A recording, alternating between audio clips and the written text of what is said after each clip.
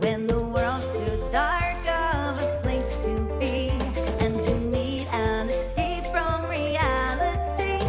Open up those pages, it's sci-fi or fantasy, whatever genre you please. And join a book club, 'cause you won't read it on your own. Join a book club, so you'll be held accountable. It's just a means to an end, but you're doing it with your friends, so join the book club by DLC. Hello, book clubbers. Hope you're dancing. Hope you're having a great week. Sorry we're one day late on this episode. Family stuff came up for me, but we're getting into it on a Friday this time. I'm Jeff Kanata. I'm here with Lana Bachynski. Hi, Lana. Uh-oh, I don't hear you. Oh, I'm here. I'm muted. You were muted. I was just dismissing some phone alarms I realized that I usually have on Fridays. That could have been some annoying interruptions. Hello, I'm here. And there were so many wonderful comments last week with different recommendations for books for what we're reading next. And a couple people saying, I just got here, but I have some ideas. And I just love that. I love that about this community, that you could just get here and be like, let me jump in there and chat. Wonderful. Very nice to have you with us. I agree. I'm very excited about that process. And I think, when we sort of hit midway through this book, maybe we'll start having a non-spoiler topics be about what we're going to do next. Maybe throw up a poll. We'll see what people want us to do. Mm-hmm. But we are deep in the good stuff. Well, not that deep. We're shallow, but we're still, it's a lot of good stuff in the Crippled God. We got chapters 3 and 4 this week. But we do like to start, as I mentioned, with a non-spoiler topic. And these, in the best cases, are sent in by you, the viewers, to dlcfeedback@gmail.com. We did get an awesome one to dlcfeedback@gmail.com from Jason. Jason wrote into us, glad to see you back. I wanted to ask about a reading experience that you have had that was vastly improved by the environment in which you read it. For example, I was on a long flight during the middle of the night reading Apollo 13 by Jim Lovell. I'm assuming you are aware of that story, but if anyone is not, it's the true story about the third Apollo mission to land on the moon, but there was a catastrophic explosion that crippled the spacecraft, and they had to abort and figure out how to get it back home. It's an incredible story of survival, and Jim Lovell and the commander was the commander of the mission. Anyway, I was reading this on a long flight, and it was stormy and dark, and there was tons of turbulence and lightning. It was very eerie, spooky, suspenseful. Reading about a life-threatening accident in space in that environment created an incredible reading experience. I mean, incredible is one word for it. I editorialize. Have you had any situations like that during your everyday reading? Do you do anything to create appropriate atmosphere, i.e. lighting, music, ambient noise? I read at home mostly amidst noisy kids, TV on, dogs running around, etc. I have gotten so used to it that if I'm reading while home alone, it's too quiet to focus. I will either turn on the TV to something random or put on ambient reading noise or music that fits the mood of what I'm reading. Do you do anything like this? Or can you read in whatever environment you find yourself in? Take care, Jason. Wow. That last part really is not me at all. I mean, I do have a chaotic household, but I have to protect myself from it to read. I'm not somebody that could just crack open a book while chaos is around me. That just, my attention is not as honed as yours, Jason. But what say you, Lana, about all of these environmental factors? Well, I haven't had any pants changing environmental experiences. Yeah. But I think of when I'm going to my ideal reading is having some kind of beverage or like hot beverage, snack, whatever. But I will, if I know I'm going to have Jeff, my husband and I call it, if we want to have a reading party where it's like, what do you want to do tonight? It's like, let's both just read books. We're like, reading party. Yeah. And let me tell you, I'm a candlelight girly. If I can light a candle, all the other lights, dark room, candlelight. Oh, because you got the Kindle? Yeah. Okay, that makes sense. I was like, what are you, like what a in the 16th heck? century monk? In a corner, I've got my sleep cap on just with a... I like reading my illuminated manuscripts. I'm not that unhinged. I'm just a cozy thing. So we get these wood wick candles that have a thick wick made of like balsa wood or something. So they make like little crackling noises like you would. Like that's nice. the closest thing to having like a functional fireplace is a little wood wick candle crackling in the background and reading. That's probably my ideal. But I can crack a book anywhere. I can be like, it's reading time, and my brain's like, boo, and I envy that so very much.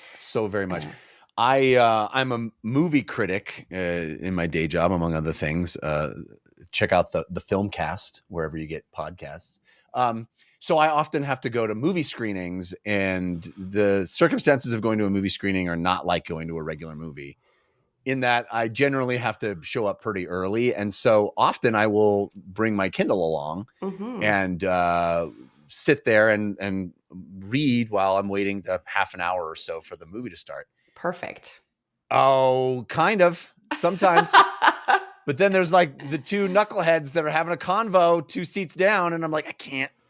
All I'm doing is listening to these people's conversation about the leaky faucet in their kitchen that the whole drama of the plumber coming over. And that's all I can think about. And I just want to read Malazan right now. Yeah. So I am cursed with the inability to block out outside stimuli well.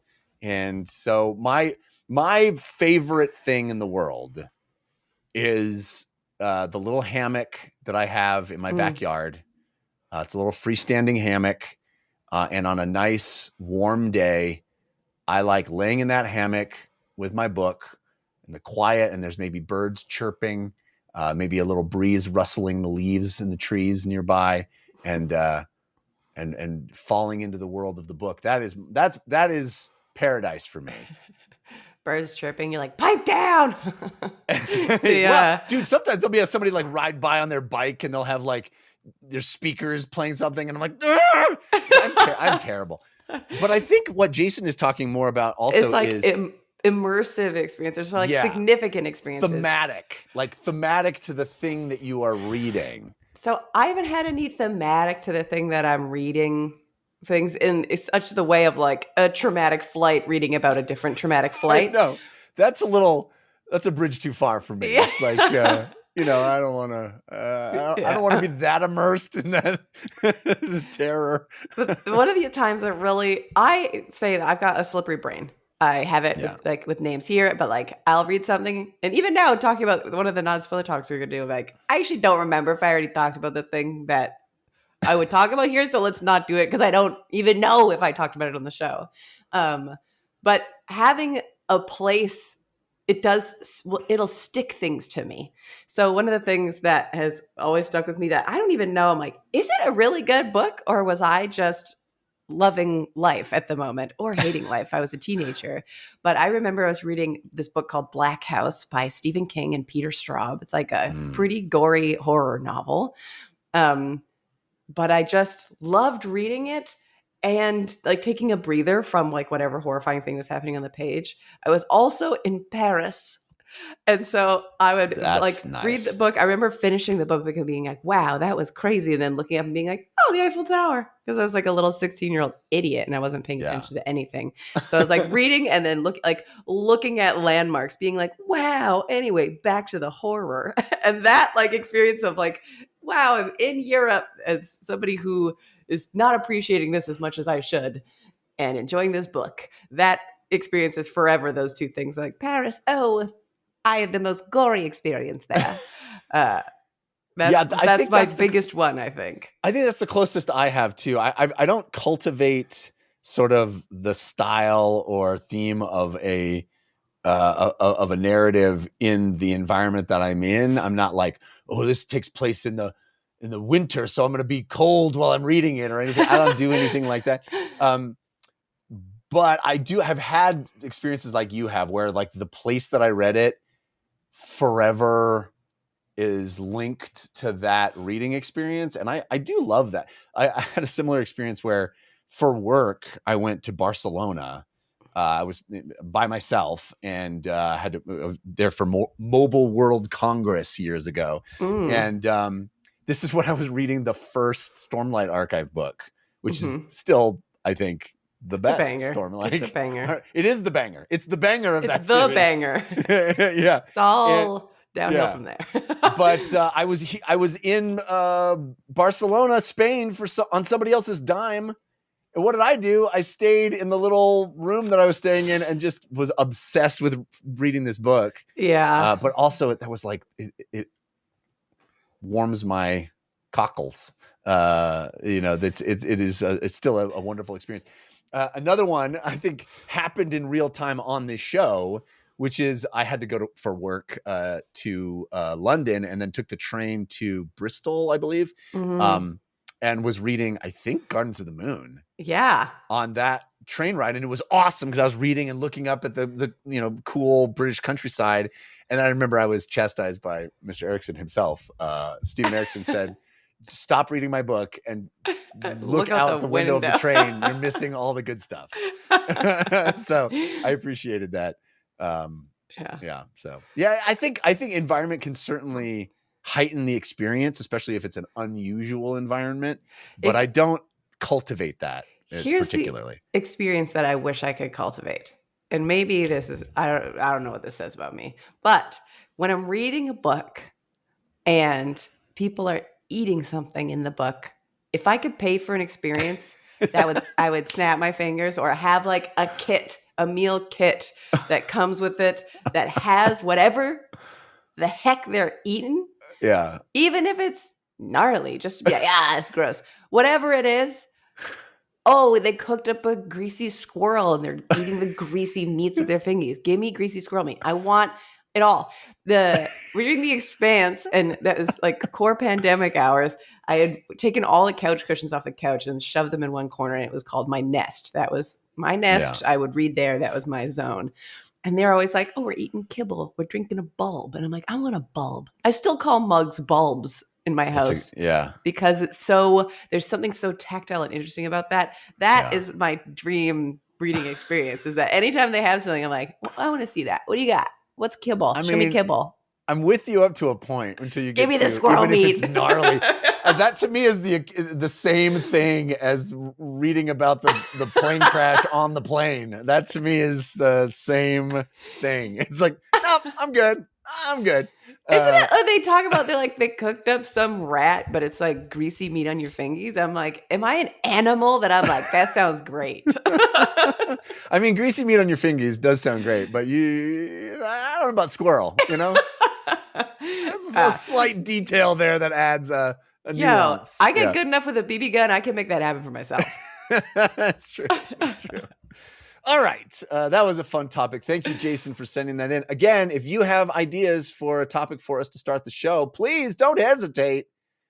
dlcfeedback@gmail.com. All right. Spoilers starting now for chapters 3 and 4 of The Crippled God. We start with chapter 3. Our girl Flash hanging out on the boat still. Last time we saw her, she decided she was going to reach out to a certain elder god.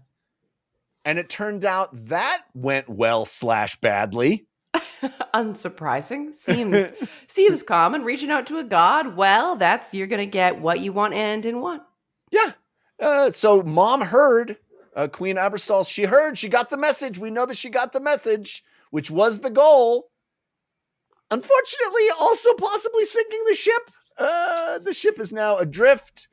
There's no land in sight. There's no wind.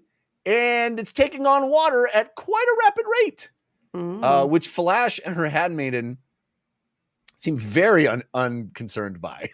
Yeah. They're super okay with it. In fact, when we meet them, they're talking about Flash's birthday. It's her birthday. One of the things that I think is interesting about this is if you think of I made this deal with the water god, it's going to be horrible. Yeah. You think of crazy storms. You think of they sent the Kraken, whatever it is.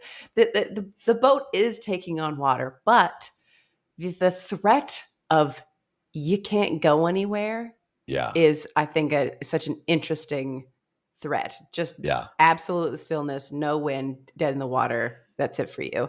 It's like a slow torment that I think is sort of a beautiful It's not even like unexpected. It's probably like the third thing, but I don't think about it. So I'm like, oh, that's cool. That's a cool punishment, is that you're gone.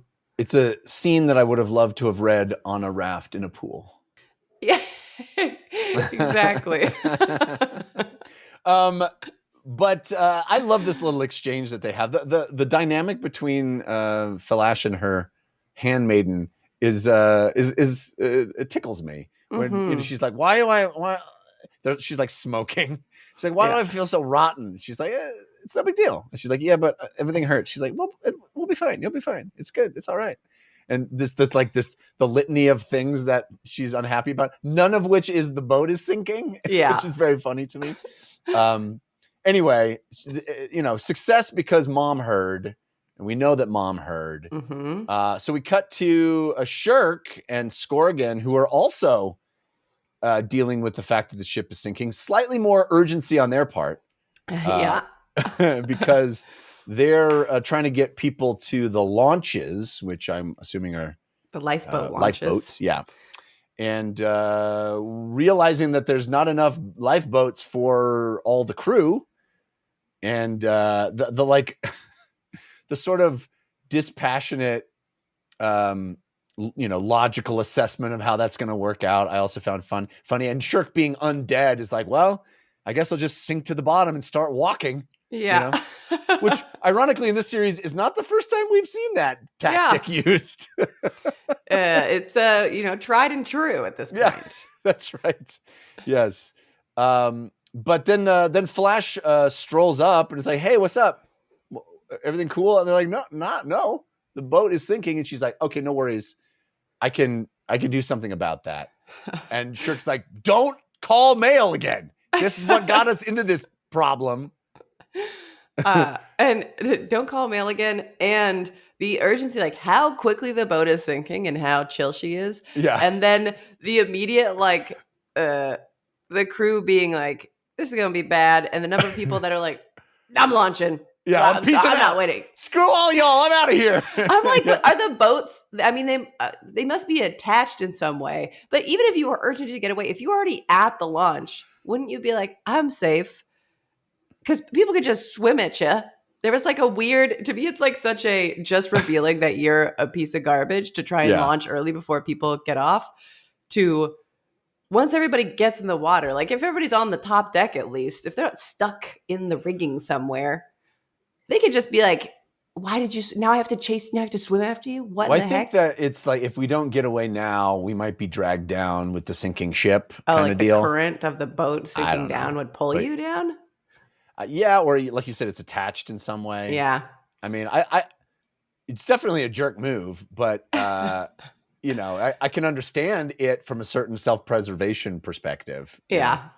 But the anyway, turn is great. So they're some people are like, that's it, we're out of here. The boat's going down. They a couple people launch the boats with 2 people on them. Yeah. Meanwhile, Falash is like, oh, you want this boat to not be sinking? Well, why don't you just say so? And then she goes ka-ting, and claps the boat back together, and it's 10-second tidy, writes itself with whatever magic she's using. She uses Amtos Falak, right? Oh, she's right. like, don't call mail.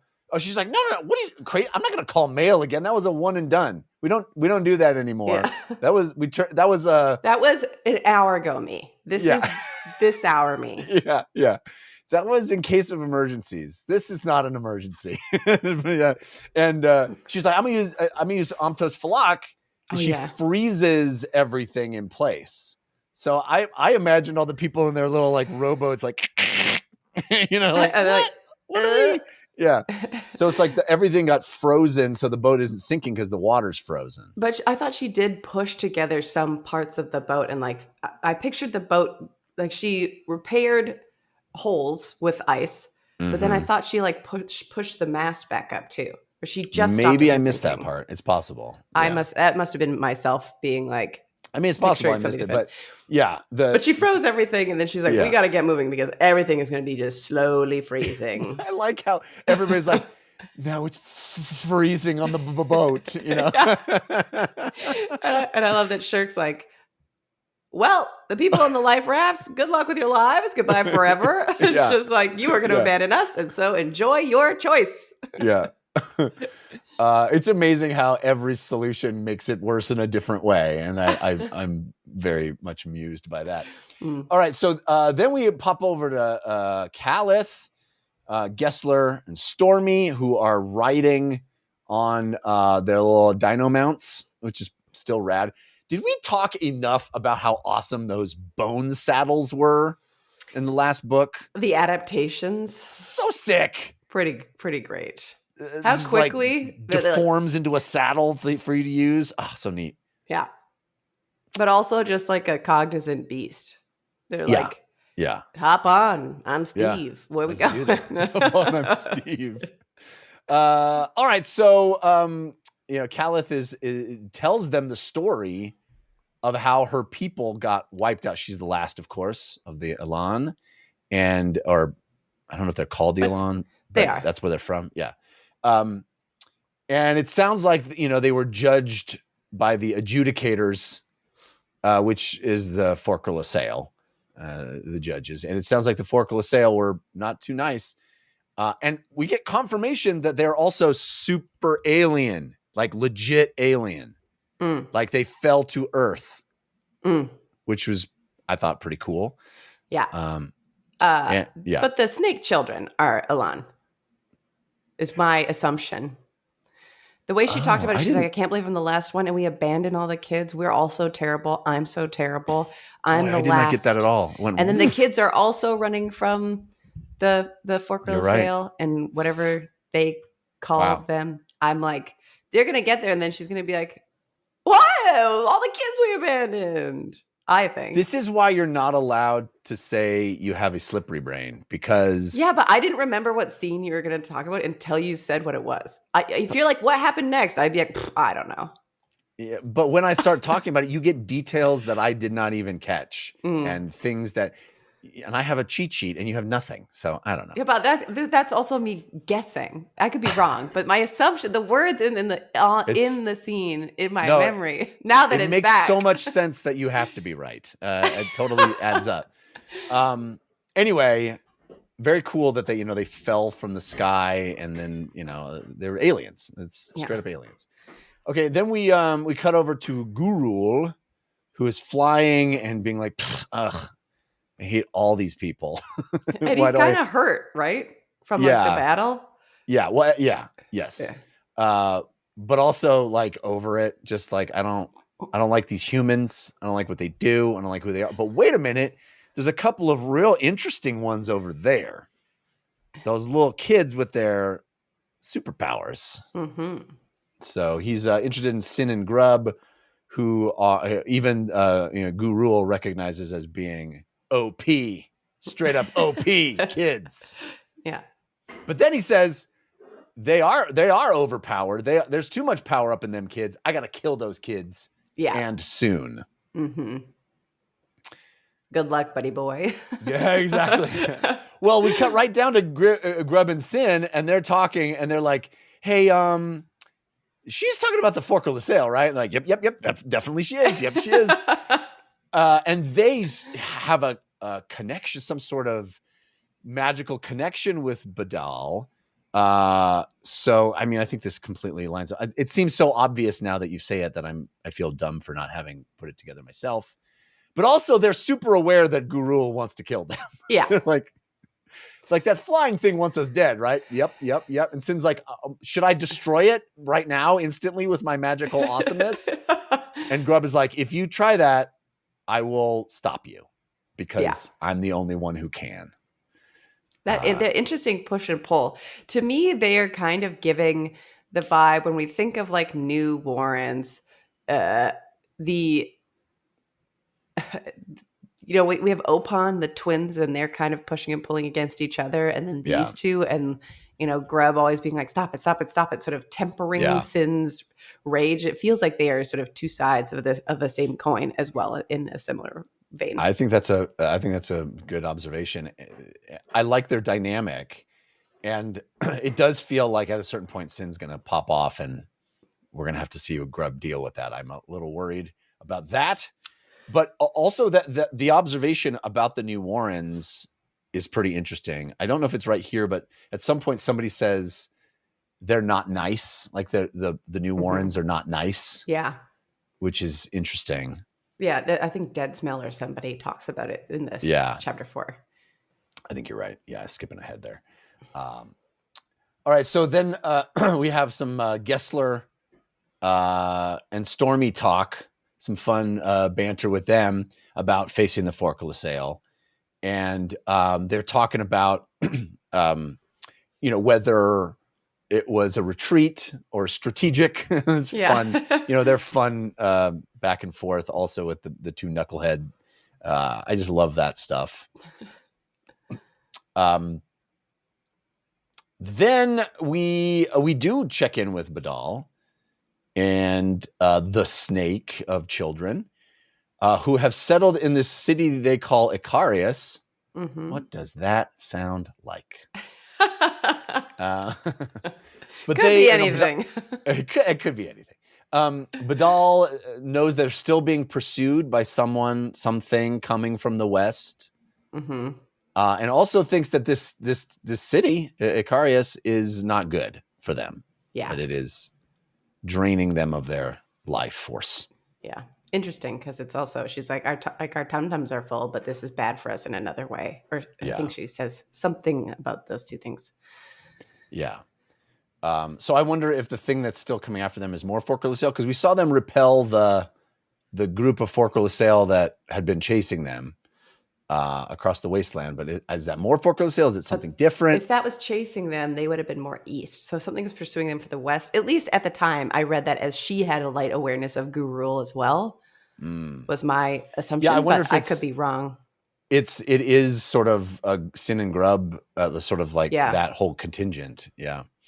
Okay, so then we have this really wonderful scene, I thought, with Kissware and Spax sort of like fight flirting. Yeah. Quite the Spax, what a guy, Spax. Yeah.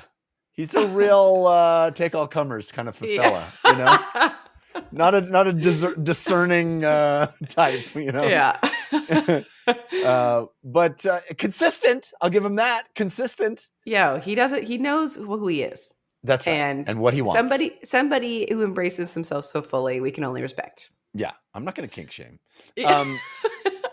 Kissware. Sorry. But Kissware is awesome. She's I love how she handles all this. She's like, I don't want no weak man. I want, if you're going to come at me, bro. Mm-hmm. Get it or don't. I don't care. But then isn't he like, well, then maybe I will soon. She's like, I missed your window.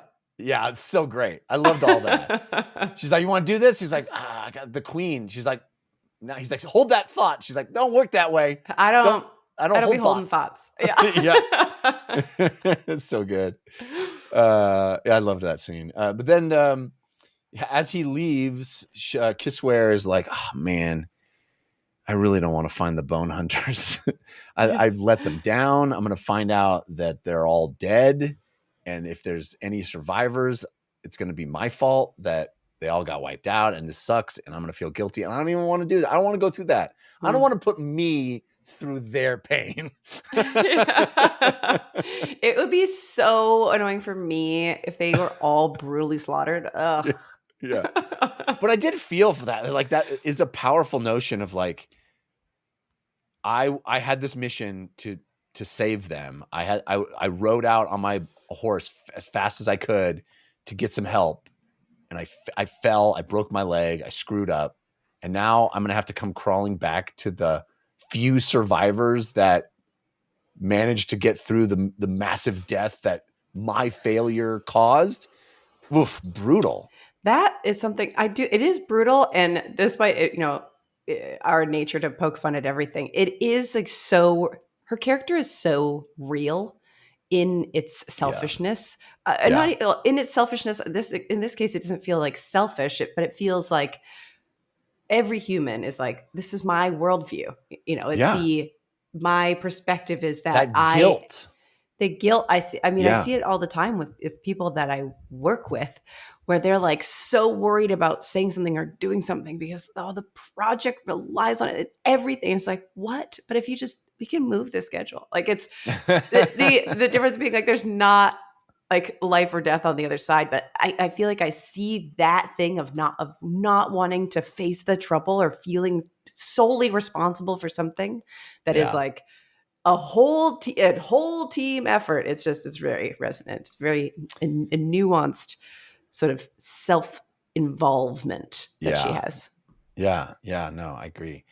Then we have Spax's side after he's left. He does meet with Queen Aberstall, who's like, ugh, this guy again. Stop with the get your male eyes gaze, bro. off of anything. Can you please anything? He's like, hey, baby, you called for me? He's like, yes, I don't. Not for that. I just love picturing him walking in anywhere like. He's just like, what's up?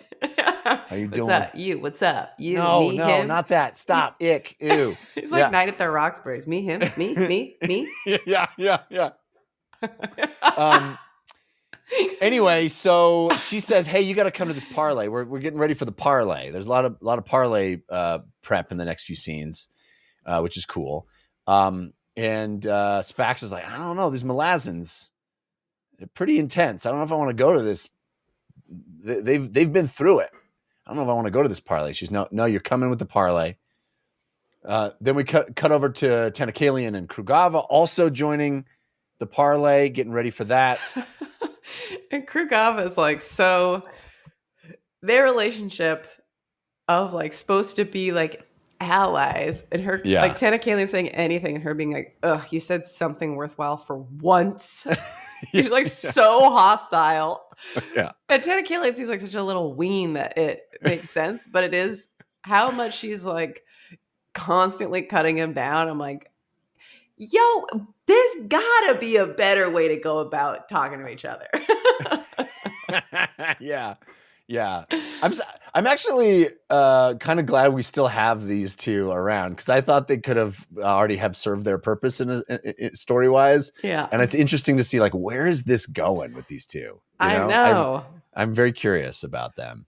When is the Tentacalion gonna maybe not be a betrayer and secretly turn out to be number one most altruistic ween on the face of Malaz or whatever? We'll see.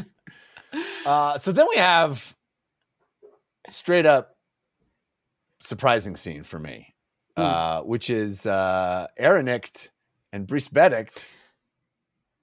That happened fast. Trauma it's so great. Bonded. It's so great how, the whole previous book, Erikson's like, will they or won't they? It's kind of a tease. And then we cut to, we're banging. And not only are we banging, but Brice is like in love. Yeah, he's just like a little puppy dog.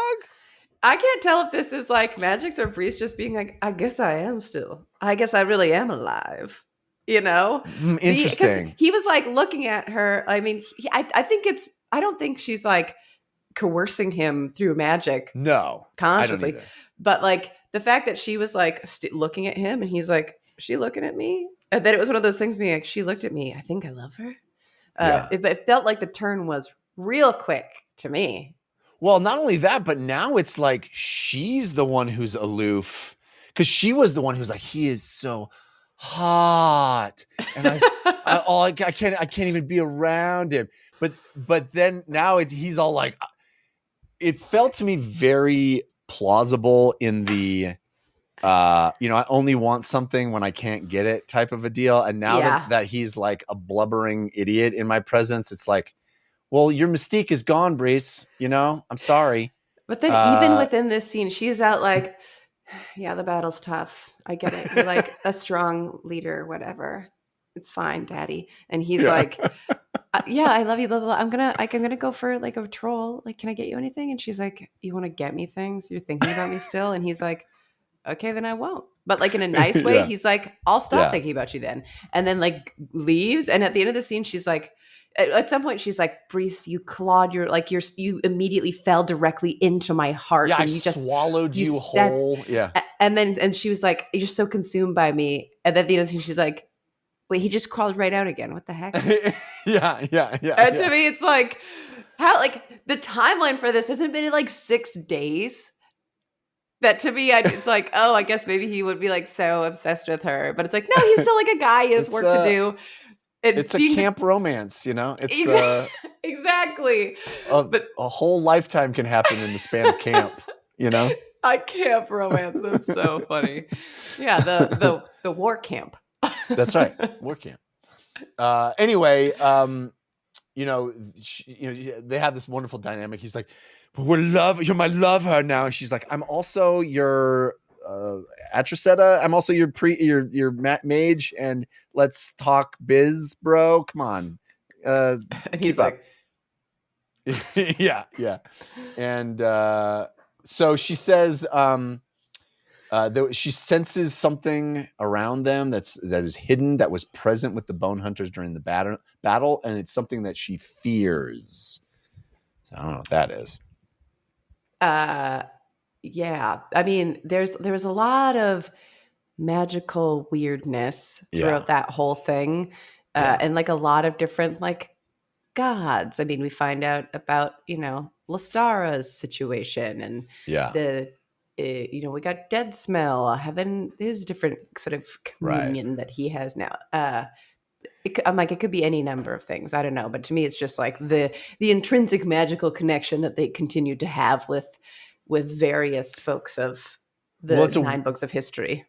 Yeah, and it's a weird land that they're in, right? Where like magic is dead, but there's this new magic that is being birthed, and I love that.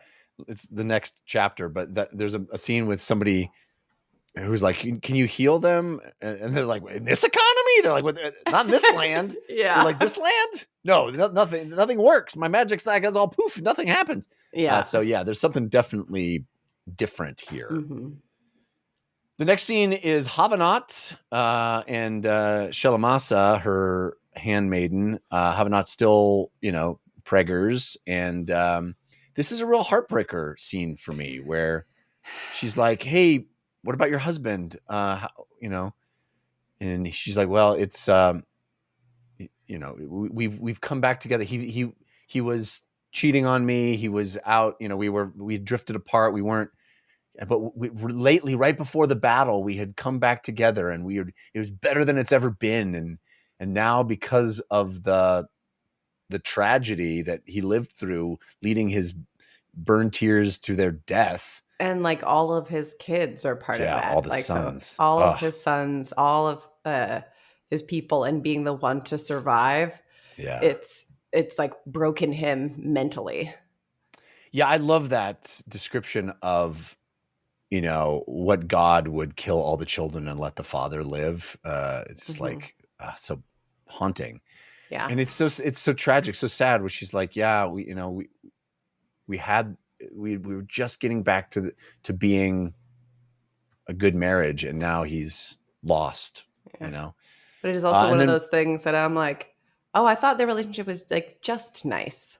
And then it's like, oh, wait, you just got back to I'm like, girl, you could do better.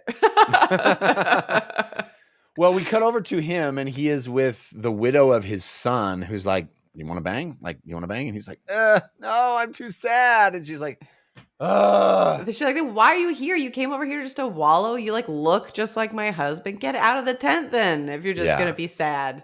I'll be sad alone. What the heck? Yeah. I feel for the guy, though. I mean, he's not a great fella. He treats people like crap, but also that sucks. That situation is just horrible. And I can understand him being like, no, the burn tears are nothing. I'm never going to do this again. Where she's like, go, like, let's bang, let's live again. You're alive. We're alive. Let's, go to war. Whatever you want to do. He's like, no, none of that. Never again. I am an empty husk. And he's gonna give his people to the adjunct, to Tavor, and then it just wither away. There's also a lot of mention, I think, in here of Coltane. The legacy. The legacy of Coltane, and being like, he died but saved basically everybody. And then Yeah. Gaul being the inverse of that, is being like, Right. basically everybody died, but he survived. Not only is he trying to live up to the legacy of Coltaine, but he feels like he's failed so spectacularly that he is like irreparable damage to not just him, but the burned tears. It's like he feels like he sacrificed them all, not just literally to the battle, but with his own ineptitude. Even though it's like, was it inept or was it a crazy surprise lizard battle? I don't know. Right. No, great point. I agree. I loved that aspect of it. This impossible ideal that you hold yourself to, that adds even more tragedy and self-loathing to what has happened. It's so true. Like if Coltaine's story were not a part of his history, would he have experienced this battle the same way? Or would he be like, would he see those things that are positive? Like, we're alive. The fact that we're like, any number of us are out is like a huge win. It really could have been us all fully eradicated, but we can go on. Like, if that legacy wasn't there, adding that pressure to him, would it be as brutal as it is? Probably or that not. Expectation when he went into it, like expecting it to be this, the opposite of what happened. Yeah. Great point. All right, that's the end of chapter 3. Chapter 4 is basically one of the things that I loved about how this all worked is we have all of the last novel, that the Dust of Dreams, leading to this massive cliffhanger of all of the bone hunters be dead potentially. This huge loss, the battle that overwhelmed them, and we don't know. We have this massive question mark of what happened to the bone hunters. Then for the first 3 chapters of Crippled God, a lot of it is other people thinking about how the guilt of the bone hunters and, oh my God, we let them all die. And what, he builds up this wonderful anticipation for finding out who's alive, who's dead, what happened to them. And then chapter 4 is basically just checking in on all these little pockets of individuals that survived and seeing so many different perspectives from internally of the survivors of how they're dealing with this overwhelming loss. The different ways that you can go through that, from, feeling devastated to, being charged up and ready to do it again, or, all these, like, I love, he's so good at looking at the same event from so many different legitimate, understandable perspectives. I also found this chapter very interesting because I feel like more than any other chapter that I can recall in any of the books, there's a few times where people are incredibly direct about something that I feel like would have been an implied piece of information. That I almost felt like this chapter was like, because it's the end of this first book within the novel, this first sub book. It almost felt like, everybody with me? Let's make sure. Yeah, for sure. Let's make sure we're all up to speed. We know we've kind of reset the pieces on the board and we understand where we're going, and now we can launch it forward. No, great point. And starting this chapter with Blistig having this haunted ghost of Keneb and the ghosts of all of the dead bone hunters sort of blaming him, looking at him and with disdain, and him having this kind of overwhelming guilt and survivor's guilt, really. Pretty awesome, I thought. And how he turns that against Tavor and is like, it's her fault. I didn't want to do this. She has brought us into battle after battle after battle where we've lost, and I haven't seen any reason for it.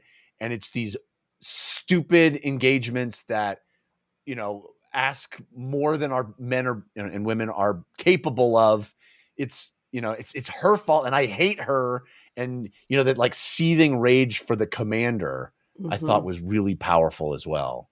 Yeah, I agree. And I feel like the seething rage for the commander and like talking about like how she has to, I think he mentions that, Tavor, she's like asking so much of us, but she doesn't like give information about it. She just asks of them. Yeah. But I feel like it was powerful because I think it was also laced with like, but I know you're going to do it again. Yeah. I know you're going to do it again. Totally. Yeah. All right. Then we pop over to Captain Kindly, who has been promoted to Fist, and Feridan Sort and Scanero meet up with him, and Feridan is like, "Man, these troops, what is going on? They're pissed. Why did you make them do a kit inspection? They just went through hell. Are you going to make them like clean up their stuff and be spick and span? What is going on?" And he's like, "Yeah, we got to have order." He's a jerk, but like there is a logic to it. I mean, he spells it out. He's like, okay, you have the worst day of your life. Your cat dies. You get, your bike gets stolen. Like whatever things that he says in a row, and he goes, and then at the end of all that, you're asked to do the dishes. Guess which part you're whining about? Guess what part you're thinking about? You're like, all this happened, and then I'm asked to do the dishes. I can't believe the dishes. And then like that's the piece you're thinking about that you're annoyed about, is that you're not mulling over the other pieces. You're keeping busy and you're complaining about the current, which is better than being like, all of my friends have passed. Yeah. I do think that the logic there is very sound, like cruel, but also sharp enough to pierce through everything else.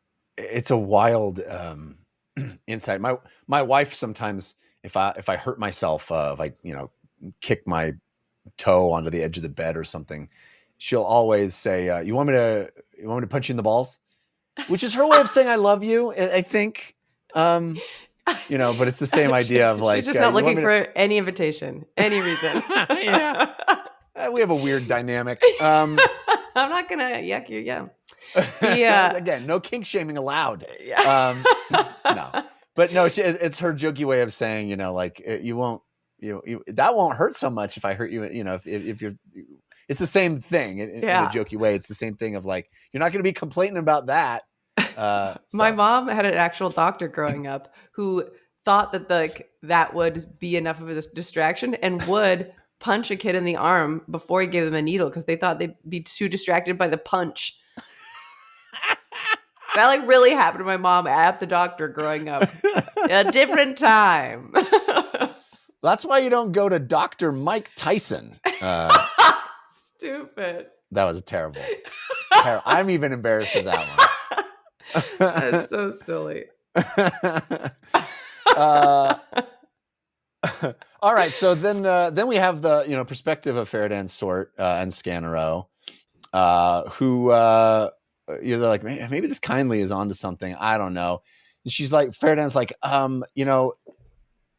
we got to meet with these troops because even though we told them to retreat, and even though that was the right thing to do at that time, they all threw their weapons down and booked it out of there, and we can't let them think that's okay. Even though it was okay, the retreating, we can't let them think it's okay. The retreating was okay. The weapon throwing, not okay. We need weapons. Yeah. Period. When I say, let's get out of here, you're not allowed to actually lose your shit. You're not like, yes, run as fast as you can, but not as fast as you can. You know what I'm saying? Take like a little bit, like eat the wind resistance on that. You don't need to be that aerodynamic. Okay. Yeah. Which I thought was another really awesome insight in the same way we were just talking about, Kindly's. It's such an interesting insight of like, we can't let them think that retreat is an option, even though it was an option. You can't let it's a slippery slope. You can't let that go. Yeah. Wow. What a really wild thing to notice as the writer of like, there's going to be commanders who are like, okay, we told you all to get the hell out, but we're never going to say that again. And you can't ever think that's the way to do it. Yeah. And even I feel like setting it up being like when we're doing a retreat, it is a strategic retreat. It is not the end of everything, so you don't need anything. It's not hair on fire. Yeah. Yeah. I also think it's interesting because I feel like it's kind of it has the potential to be teeing up something of being like, there's not enough weapons. Everybody lost their weapons. Korab has them all. Don't worry. Yeah. Honestly, I do feel like there's going to be something where he's going to be like, good thing I kept all these axes. I also love this notion that Scannero is like really messed up over Ruth and Good being dead, even though we know that Ruth and Good is not dead. I like how Ferdinand's like, she really took it hard about Ruth and Good going down in the battle. So there's going to be a fun moment where Scannero is like, he's not dead. And then like, why is he not dead? Who is he? Who is he? That's right. Okay. And then we have a really enigmatic, I mean, there's lots of scenes to get through, so maybe I'll have to move a little quicker, but Banishar has a feeling that the worm of autumn is stirring under the earth, which is like the first we've really heard of the worm of autumn being involved. Of it being a more physical being. Yeah. I'm not going to bring it up. There's a comment from last week that's like haunting me. That every time somebody mentions something, it's not.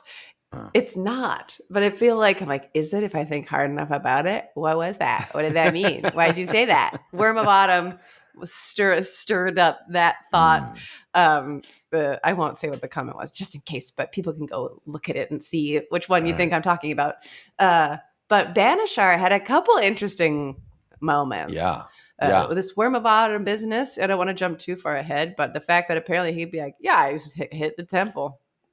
It's like, you can go to a temple? And he's like, huh? Yeah. It's private though. I can. You can't. Yeah. There's like, what's your deal, you weird drunk guy? Yeah. And him and Hellion are from the same zone. That's right. Being drunk, I guess, is just comes with the territory. Yes. Yeah. Interesting. And the fact that he keeps getting invited, like Tavor wants him present, and everybody's like, why is the drunk guy here? Like, what is that guy? He just sits in the corner. He's sleeping? Pissed out of his mind. Yeah. Then we have another of my favorite scenes from this week is the scene with the Kundral warriors, these 5 Kundral warriors that show up to Hedge and are like, we want to be part of your bridge burners. And Hedge is like, well, what about the bone hunters? Did you try that? He's like, yeah, they kindly wouldn't let us. And he said, we're cowards. Yeah. And I was like, that jerk. Oh, that jerk. And Hedge is like, what? You guys are the opposite of cowards. Did you not charge into an impossible situation? Did you not? Everyone around you died, and yet you guys went in guns blazing because you're brave as hell? Yeah, you could be a bridge burner. Hell yeah, you could be a bridge burner. It's one of those things that makes me be like, Kindly is a jerk. Yeah. But is he like always a jerk with a purpose? Jerk with a perp? Like, is that jerk with a perp? His situation here where he's like, what's the right thing to say to motivate you in the way that you need? Like, it's not what you wanted to hear. It's like a mean oracle from the Matrix. I told you exactly what you needed to hear. It's like the vibe he's giving off now. Yeah. Very cool scene though. And the fact that Hedge like accepts them also empowers and rejuvenates his team. It's like, yeah. These guys are awesome. We're awesome. We're back to being awesome. Sweetlard and Rum Jugs, Bavadict. Yeah. And seeing that infusion of energy, I really liked because you don't see it really from sort of Hedge's perspective, because Hedge always seems like a little bit like zany. Yeah. What's going on? Sure. Let's do crazy stuff. But it's like called out being like them coming in and their excitement for people showing up because they want to be here. Not just because they already were, not just because Hedge was like, you're one of me now, or like whatever it was. They showed up because they were looking for a place, gave them all purpose, including Hedge, who before that moment looked as deflated as the rest of them, even though he wasn't written that way. It was interesting the way that was sort of presented. Totally. I just love that scene very much. I thought it was great. It was really heartwarming that these brave warriors found a new home and they have this cool like salute at the end. That's cool. All right. So a bunch of scenes after this where we're just checking in with groups. Gaunt Eye and Rib, who are new characters. Yeah. They are they come in. There's new organization. I guess we could, graph it all out if we were so inclined, but who's in which garrison, which is in which squad. Which got one's lots merged. of numbers. Yeah. Who's the 10th, who's the 9th, who's the, what all that stuff. The 18th.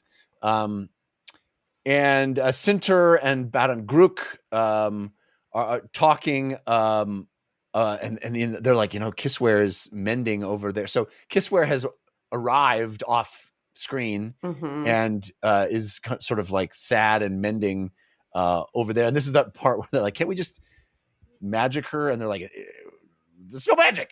No magic in this land.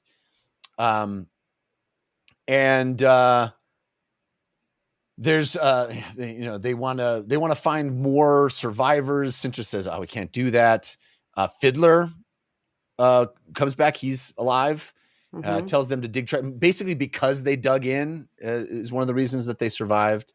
It was able to like give enough of like a shield so that the heavies could stand long enough for the rest of them to get then rescued by the Letheri kind of thing. Yeah.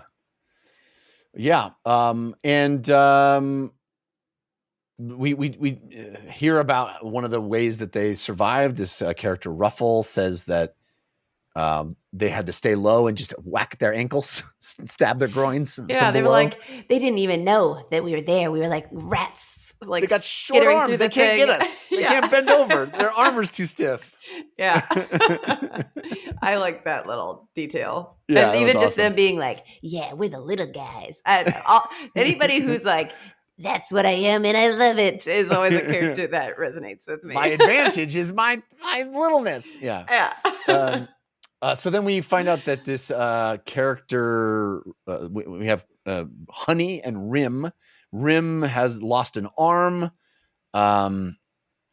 We just kind of checking in with people. We get to Herb, who's there are a few heavies that survived. Have we been in Herb's brain before? I don't think so. I don't remember Herb's voice being this way, where he's like a little oafish. Yeah, well, he's definitely been oafish from other people's perspective. Yes. Yeah. I mean, and his name's Herb, and I feel like naming a character Herb is not an unintentional oafish energy, but like I feel like I would have remembered not just other people's sort of perspectives on him, but the actual voice that he has, like that he speaks within his head. And I feel like this is the first time we've been with Herb. Yeah, which I thought was interesting. I agree. Yeah. And then we check over into his little obsession lady, Hellion. We get a lovely Hellion moment where she's just still hammered. She's passed out. She's waking up. He's like, isn't he waking her because there's like food or whatever being made? And he's like, you've been here for a while.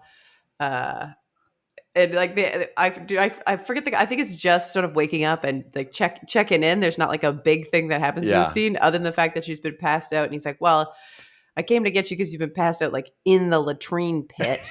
Yeah. And she's like, well, that explains the smell. And he's like, we haven't peed in there. Yeah. None of us have used it yet. And we're like, oh. Just like her trying to explain away the smell, then just being like, oh, that's just me. Yeah. It's so good. It's so good. Just constantly disgusting. Yeah. She's a delight. I would never want to meet her in real life, but reading about her is a delight. So good. So good. So then we have basically what I have come to sort of qualify as our kind of core squad. The ninth. This is Fiddler's squad. Widdershins, Throat Slitter, Dead Smell, and Balm. And they're talking about how like they saw Lestara Yill go off, shadow dance, saving Tavor's life single-handedly. And Dead Smell is like, yeah, man, magic now is weird. It tastes weird. It smells weird. It's like got an icy flavor. This was one of the scenes where I felt like it was spelled really, really plainly in a way that I think we would have normally gotten. It's icy. Interesting. But in this case, they're like, well, your god was Hood, and that probably Hood is a Jagged, and that means that he's probably not as dead as we thought. Yeah. Like, I was like, yeah. Yeah. Right. It felt. I was like, that's what I was thinking. Yeah. It was funny to have the page like tell me so directly. There's like a few sentences like that through. I wish I highlighted them all, being like, look how specific this was. Yeah. But yeah. Yeah. But it's very cool that they're putting that together too, and how they're putting it together, and they're feeling it. That and everybody's like, hey, well, if you've got Amtos Falak, that's an elder magic. Why don't you go and heal the Tavor? Yeah, because And she he's has like, her "All right." Ototral stuff. Which did you? They're like, I guess it's worth a try because Ototral is like a new enough magic, Yeah. or specifically alien enough Interesting. magic. Yeah. To me, the thing that I sort of put together is like this felt like foreshadowing to me of what is to come in this book. Elder magic will break past the barrier of alien magic. Very That was cool. all I thought about. I That's like the end it. of the thought. Then we have a scene with Short Nose, and literally my quote this week is this entire scene. I love it, so I'm going to skip over it for now. I'm going to read the whole thing later because I just love it. Great. And then the Fiddler Squad elects Korab as the new corporal, which in a funny kind of back and forth of who should get the promotion. Yeah. Which I thought was fun. Cuddle is talking about how it sucks that Bottle is dead, although we know Bottle is not dead. Mm-hmm. And Cuddle's whole scene, he's like really sussing everybody out. He's getting like a real assessment of every single person there, which is interesting. And every single one has kind of like an edge of like, you smiles. You're so, I saw you on the battlefield. You're so crazy with that. You'd be so terrible as a corporal, which is why you can't. But you're a really good fighter. Now I don't see you for what you are. But there's like a little bit of like, I'm like really looking. Korab, the idiot. Perfect. A great corporal. Like everybody has like a little bit of a something to get them, and then why they're perfect for the team. Including like a little comment on Short Nose being like, I see you, buddy. Yeah, I know what you're doing. I see you. I know why you walked over here. Oh, what are you talking about? Oh, you weren't listening? Okay. Yeah. Okay. Then we have the scene between Lestariel and her beau, Henar Vigulf. Which they weren't actually together before. They were also eyeballing each other from across the room. And now they're like, hello, my sweet. A lot can happen after a big battle, as you said, trauma bonding. Exactly. And he's like, you were right, babe. You saved me, babe. And she's like, I danced for you. I danced every dance. It was all the dances at once. And if you liked all the dances. If you liked it, well, technically it wasn't me. I was briefly possessed by Cotillion. Such a badass. Like, wow, really, really good stuff. I thought that he could do it. Haven't experienced it myself, but he's pissed. Yeah. And she's like, and Henar's like, but you look so good, babe. She's like, yeah, it's very rejuvenating to be possessed by a god. It's good for the skin.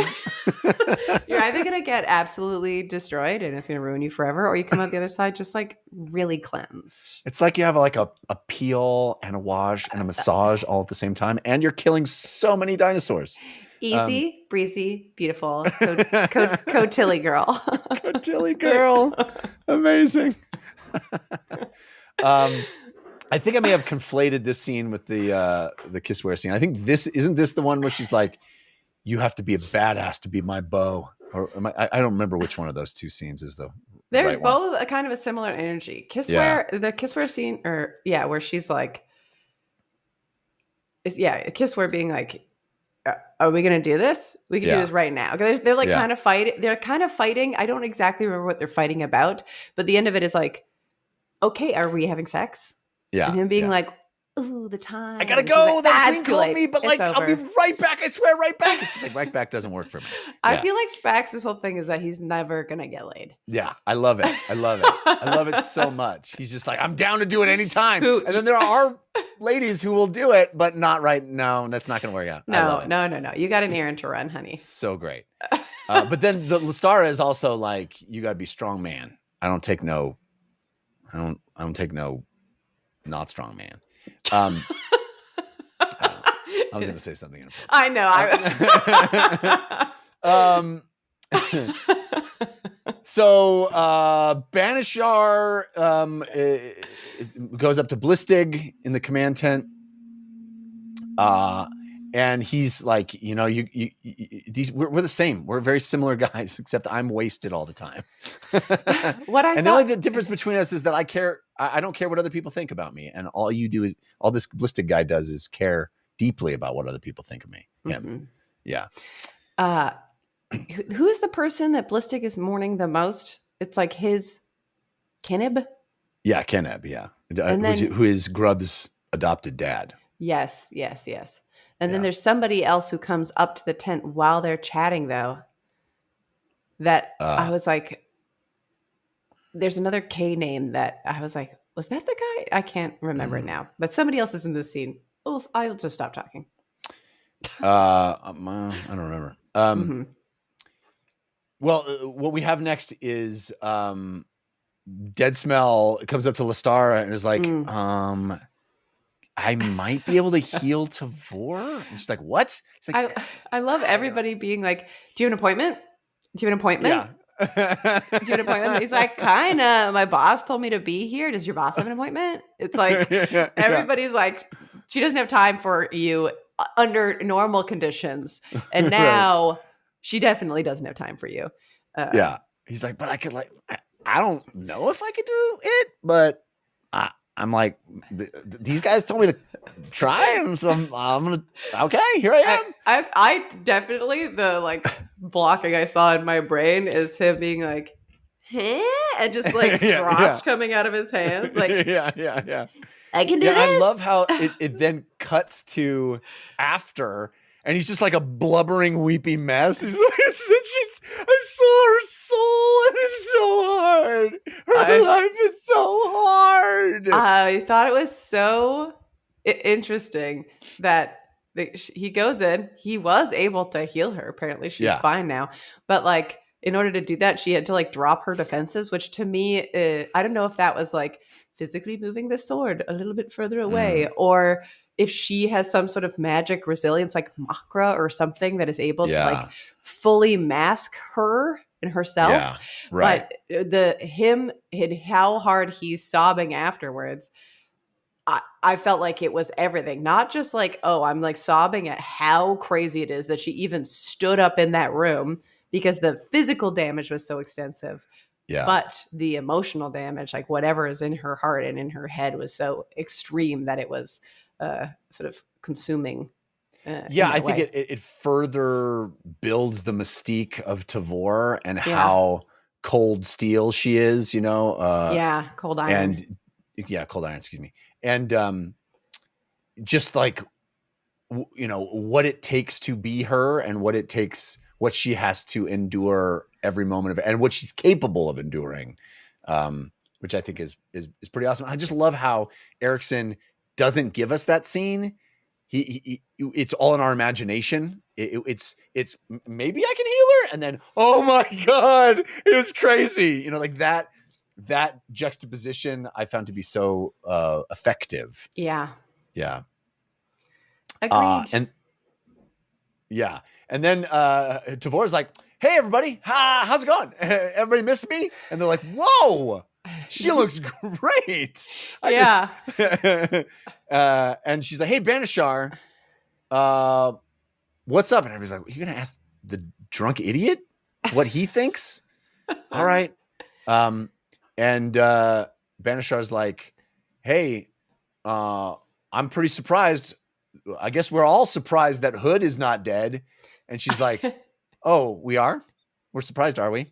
Everybody is. Oh, I love. okay. She's like, oh, I guess Hood's not as dead as we thought he was, and Yeah. she like looks at Dead Smell because he obviously has known the whole time because of how his powers are, and then just being interesting that we all knew. We thought that. Did we? We all did. Yeah. So good. So good. I just love that. Like, and it's just such good Tavor of like, she knows what's up. She knows what she's playing 4D chess the whole time. Yeah. Yeah.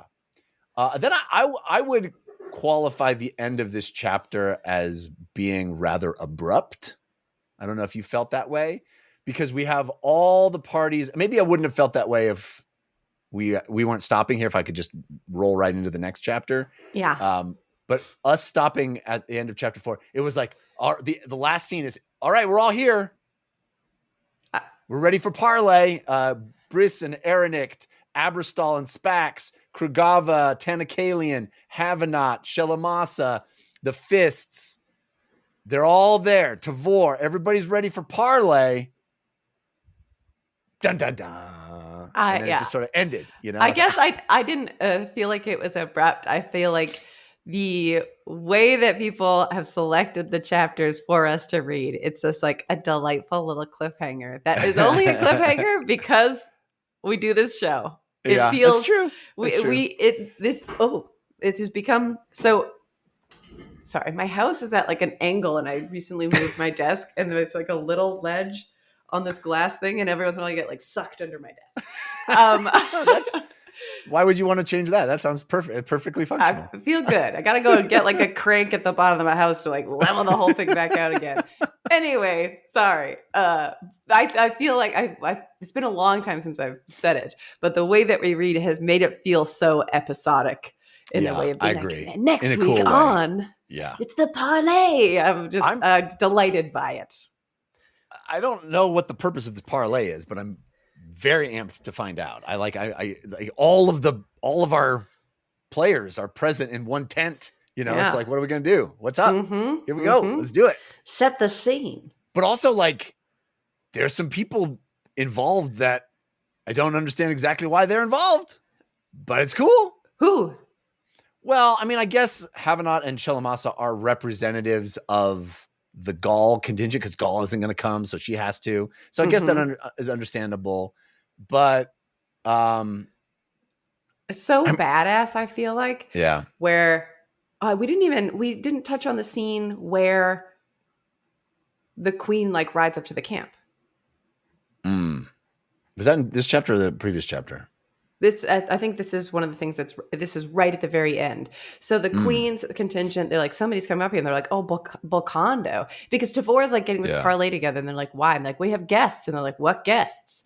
The Bolcondo contingent arrive, and I forget who it is. Breeze goes to meet them. Right. And they have like basically like compliments firing back and forth that kind of puts everybody off balance. So Breeze is like, so good. You're right. Yeah. Hanavat, you're like the bravery that was led with your people, like it is so legendary, like stung me into action. Like literally, I don't think we could have even done any of the things we did without the bravery of your people. And she's like, duly noted, I'll tell my husband. And he's like, okay, queen, you're pretty bad. Like he sort of compliments everybody. Yeah. And some are like met with coldness. Some are, the compliment is so returned that Breeze is like, thank you. Yeah. And then they ask to be escorted into camp. And when they're like, yep, absolutely, they have some people pop down and start running through the different camps, like just start spreading out through the camps.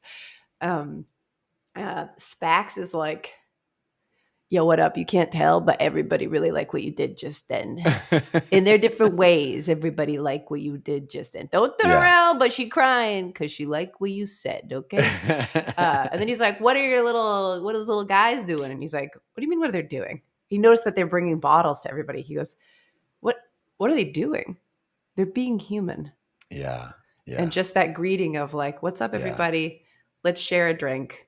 Nice to meet you. We're here to help. Beautiful. Good call out for that. I'm glad you didn't let us graze over it because you're right. It was a beautiful moment. as all these disparate groups that relied on each other, but kind of from afar, getting to meet and be like, Brees being like the one who's saying, "Hey, thank you. You." Yeah, pretty cool. The one thing I sort of want to retcon check is you said somebody there was two scenes with Sinter sort of conspiring with somebody as well. Yeah. And one of them I do believe is about Kissware, because there's one that isn't about Kissware. Right. That happens. And then after they've sort of arrived at camp is when they sort of are like, yeah, they talk about her. Let her suffer for a little bit. Yeah, exactly. But there's like a distance between them. And I don't remember what happened in the other scene other than checking in and like seeing like part of like who's captain, like the ranking of people, the promotions and whatever that were happening, I think. Yes. Yeah, you're right. I don't know if I'm gonna be able to answer that right this second, but I don't think yeah. I don't think it matters that much. I don't think there was like a critical piece of information, but I think that timeline of like when we mentioned it, it was like quite late in these chapters that Kissware showed up again, and Kissware's guilt, feeling like, oh, I have to go approach everybody again. It's even though the Bokondo were seen and like everybody she's hanging with are seen as like heroes. All those pieces were like a little closer together, and so the scenes are a little bit out of order. But yeah, really good. And Erikson's so good at really delving deep into the fallout of these big moments and letting us really understand how things land on all these different groups and all these different people, and how, the end of Dust of Dreams was huge, this incredible battle. And it's not just, we're on to the next thing. This has a real toll on all these human beings, not just physically, but emotionally, psychologically. And he's so good at finding the nuance in all of it and all the different ways that can express itself in this company of hundreds of people, I find that to be really incredible. It's so rare to see that sort of spectrum of human reaction to any given event in a fictional work. It's just awesome. Yeah. Well said. Yeah. All right. As I said, I have basically just one big long section from this week. I don't know how many you have. I think I have just a couple little guys. So let me. And yours is the short nose sections. Short nose, yeah. I just thought that whole scene with him is just so lovely. Yeah, I have two, so I can kind of look in your stuff here. Go for it. This is one from Herb's perspective. There's just it's sort of, I think, well sort of summed up the overall feeling laced through this army. Herb wasn't looking forward to this. He knew the faces of most of this army's Marines. In such matters, his memory was good. Faces, easy. The people hiding behind them, not easy. Names, not a chance. Now, of course, there weren't many faces left. The Marine and heavy infantry encampment was a mess. Disorganized, careless, squads set up leaving gaps where other squads used to be. Tents hung slack from slipshod pegging, weapon belts, battered shields, and scarred armor were left lying on the ground amidst Rodara bones and the boiled vertebrae of Myrid. Shallow holes reeked where soldiers had thrown up. People complained of some stomach bug, but more likely it was just nerves. The terrible aftermath of battle. The acid of surviving that just kept on burning its way up the throat. Yeah, and we didn't talk about it, but there's that moment with Fiddler where he just like can't stop throwing up. Widdershins.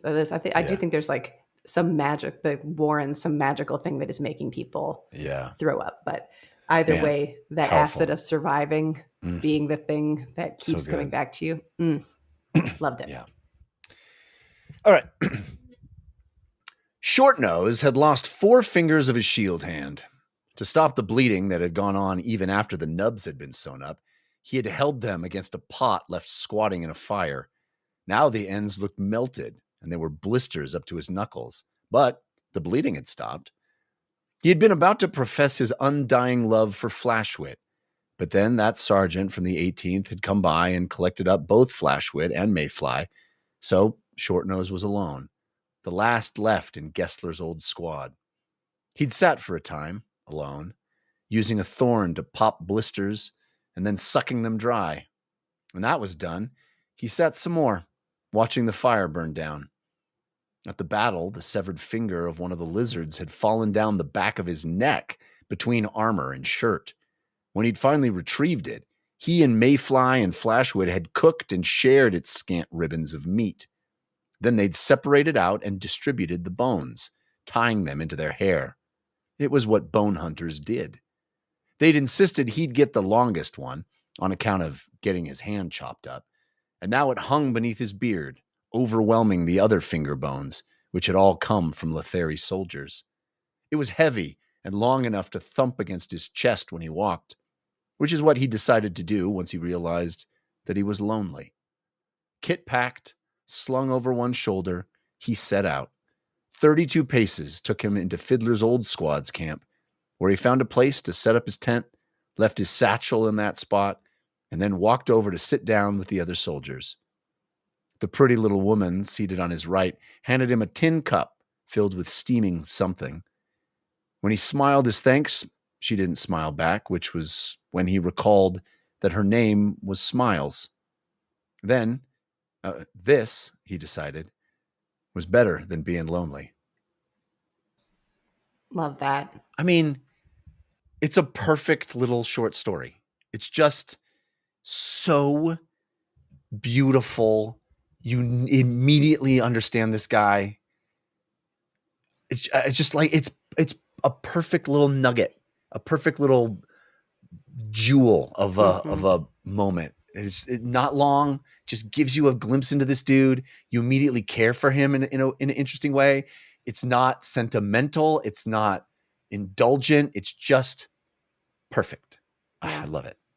And that paired with Cuddle's assessment of everything later, and like you see his interior, then you see nobody's interior, and him just being like, "Huh? What? Yeah. What are you talking about?" And then Cuddle being like, "I see what you're doing. I see where you came from. We're happy to have you here." Yeah. It's know. just the recognition from somebody else. There's like a 1, 2, 3 sort of sweep through those few little scenes that is really beautiful. And that beautiful thing of like, you're not smiling at me, we're barely talking, but it's better than being alone. Yeah. Beautiful. Love it. Beautiful. My other little section, it's Korik. That was the other K name. Yes. And this is part of Cuddle's scene. That comes right after that. He settled back against a spare tent's bulky folds, watched the others covertly, listened to their complaints. Korik was a shaken man. Whatever spine of freedom there'd once been inside him, holding him up straight, had broken. Now he wore chains inside, and they messed with his brain, and maybe that was now permanent. He drank from a well of fear, and he kept on going back to it. That scrap back there had been horrible, but Korik had been stumbling even before then. Cuddle wondered what was left of the warrior he'd once known. Tribals had a way of kneeling to the worst vicissitudes of civilization, and no matter how clever the cleverest ones might be, they often proved blind to what was killing them. Maybe no different from regular people, but, to Cuddle's mind, somehow more tragic. I love that just for what it sort of says, but even reading it now, I'm like, I forgot to mention that the mention of chains on Korik. Oh, chain god, chains. I forgot to say that before. Yeah. Great stuff. What a good book. Great stuff. Fun. Thanks, folks, start. for hanging with us. We appreciate you. 3 chapters next week. So be aware, we're doing 3 chapters per our roadmap, which you can find on our Discord. It is pinned to the Crippled God thread there. I also want to say, keep the recs coming. I know we have a whole book. We don't want to get too far ahead of ourselves, but I am starting to collect all the book recs for what y'all would be interested in us tackling next, so that we can start getting a list together and see how we want to go about this, whether we cast a votes or what we can do. But keep them coming. Comments in the Discord, to the email, any of the above would be great. Love it. Love it. Thank you, folks. We will be back next week. I hope in the interim, you're able to dance. When the world's too dark of a place to be, and you need an escape from reality, open up those pages, it's sci-fi or fantasy, whatever genre you please.